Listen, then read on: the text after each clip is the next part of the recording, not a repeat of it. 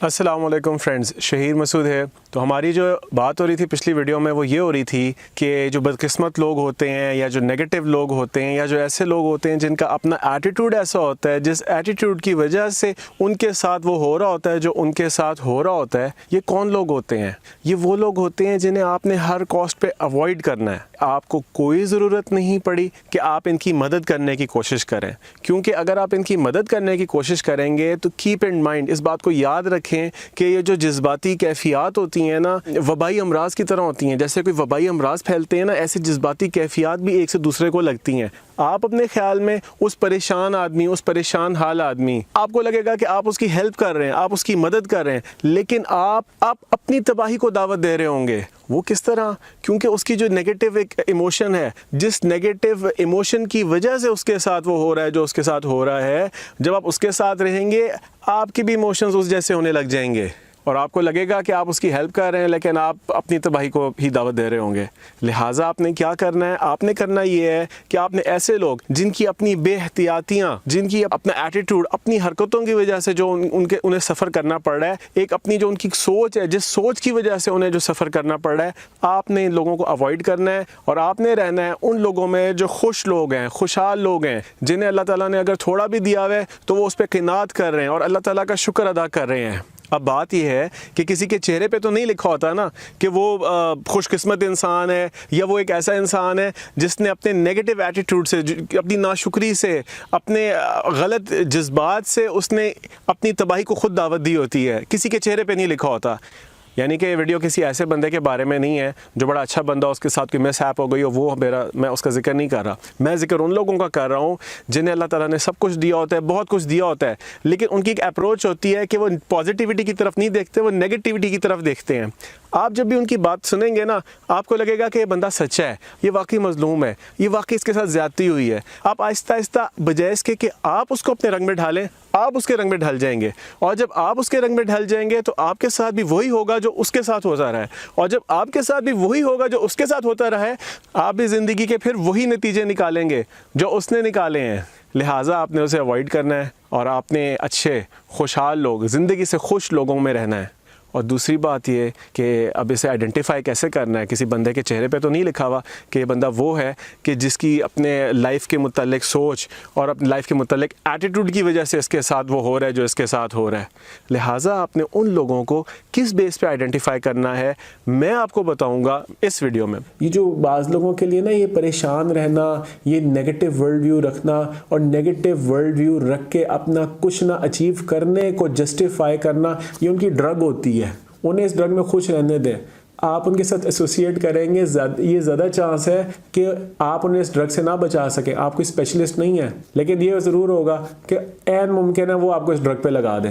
अच्छा, अब next question ये आता है कि आपने ऐसे इन्फेक्शियस लोगों को जो आपको नेगेटिवली इन्फेक्ट कर सकते हैं, आपने अवॉइड करना है। अवॉइड करने से के लिए ज़रूरी है कि आपने उन्हें आइडेंटिफाई करना है। आइडेंटिफाई करने के लिए जो 6 पॉइंट्स हैं, ये 6 पॉइंट्स मैं आपको बताता हूँ कि आप इन लोगों को आइडेंटिफाई कैसे करेंगे।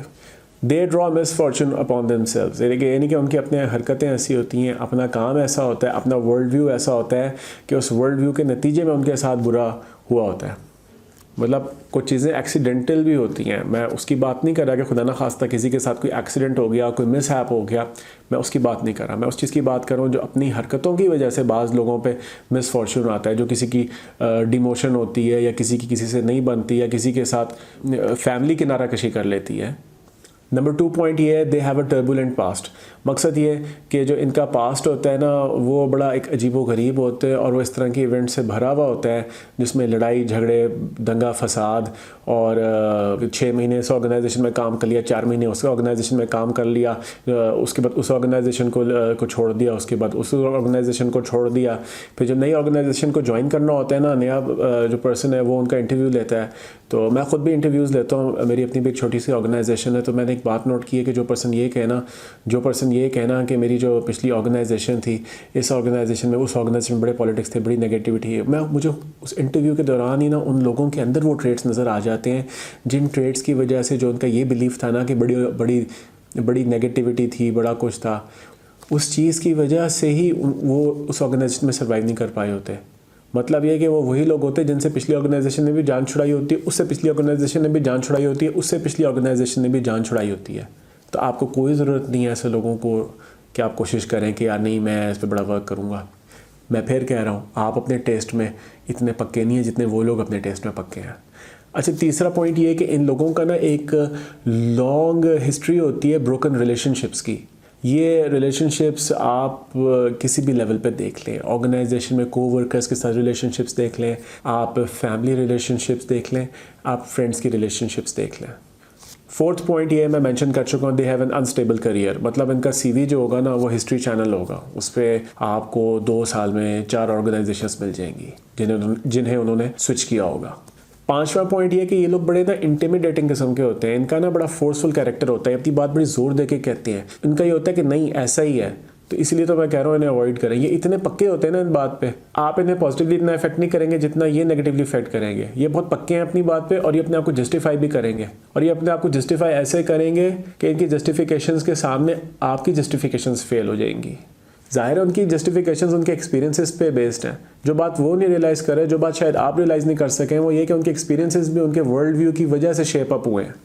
अच्छा, छठा पॉइंट जो फाइनल पॉइंट है वो ये कि ये वो लोग होते हैं जो क्रॉनिकली डिससेटिस्फाइड लोग होते हैं। मकसद एक क्रॉनिक डिजीज़ वो होती है जो मुसलसल बंदा जिसका शिकार हो।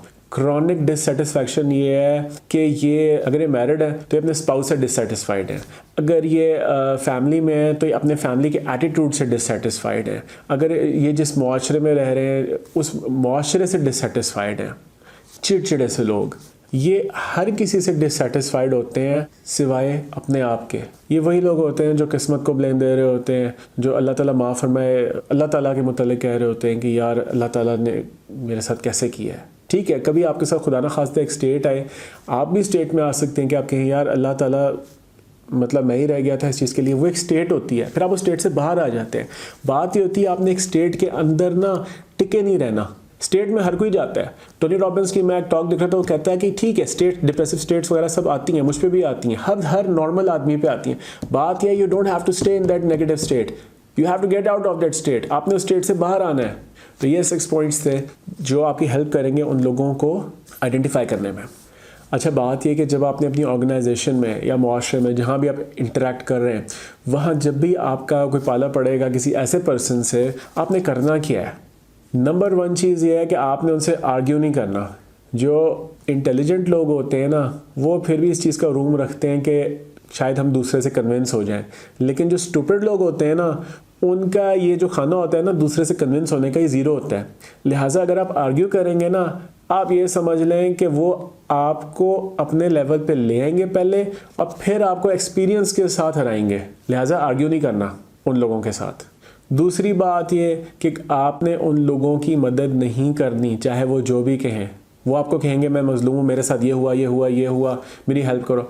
आप जब उन्हें हेल्प करने के लिए उतरेंगे ना तो आप अपने ख्याल में उनकी हेल्प कर रहे होंगे, वो आपको इन्फेक्ट कर रहे होंगे।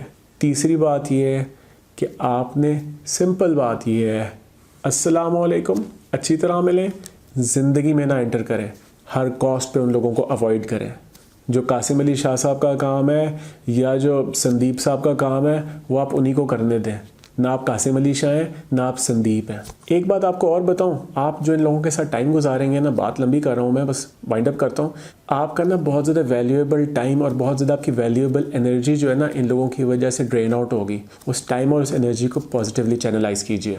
आखिरी बात ये कि अब करना क्या है, बस ये है कि जब आपको इन्फेक्शियस पर्सन मिले तो कुछ नहीं करना है सिवाय उसे अवॉइड करने के। उससे भी आप रिस्पेक्ट दें लेकिन अवॉइड कीजिए। नंबर 2 बात ये है कि आपने जो सबसे ज़रूरी बात वो ये है कि अब आपने इंटरेक्ट किससे करना है। आपने इंटरेक्ट करना है, एसोसिएट करना है उन लोगों से जो खुश हैं। मैं ये नहीं कह रहा जो खुशहाल हैं, जो मिलियनर्स बिलियनर्स हैं। बिलियनर्स भी खुदकुशियाँ करते हैं। मैं आपसे ये कह रहा हूँ आपने उन लोगों के साथ रहना है जिन्होंने ज़िंदगी में खुश रहने का फ़न सीखा हुआ है। जिनके पास कम भी हो ना तो आप उनके बैठने का स्टाइल देखें, उनके खाने पीने का, उनके उठने का स्टाइल देखें, उनकी बात करने का स्टाइल देखें। उनके स्टाइल से ना अल्लाह ताला की शुक्रगुजारी टपक रही होती है। मतलब उनके पास थोड़ा भी हो ना तो वो अपनी ज़िंदगी में बादशाह होते हैं। आपने उन लोगों के साथ इंटरेक्ट करना है। वो लोग आपको कोई मोटिवेशनल टॉक ना भी देना तो उनके जो इमोशंस हैं ना, जो उनकी फीलिंग्स हैं वो भी इन्फेक्शियस होते हैं। वो आपको पॉजिटिवली इन्फेक्ट करेंगे, पॉजिटिवली इन्फेक्ट, ठीक है ना। तो आपने इंटरेक्ट जब आप उन लोगों से करेंगे, आपको ज़िंदगी का पॉजिटिव आउटलुक होगा। जब ज़िंदगी का पॉजिटिव आउटलुक आपको नज़र आएगा, आप पॉजिटिवली एक्ट करेंगे। जब आप पॉजिटिवली एक्ट करेंगे तो आप लाइफ में पॉजिटिविटी को अट्रैक्ट करेंगे, which is the law of attraction.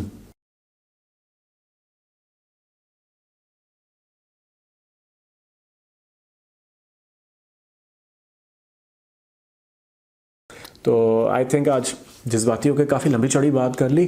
Thank you so much for your time. इस वीडियो को लाइक ज़रूर करना है, इस वीडियो पे कमेंट ज़रूर कीजिएगा, कोशिश कीजिएगा कि डिसलाइक ना करें। सब्सक्राइब नहीं किया तो सब्सक्राइब कर लें और ये कि बेल आइकॉन पे ज़रूर क्लिक करना है। Thank you so much.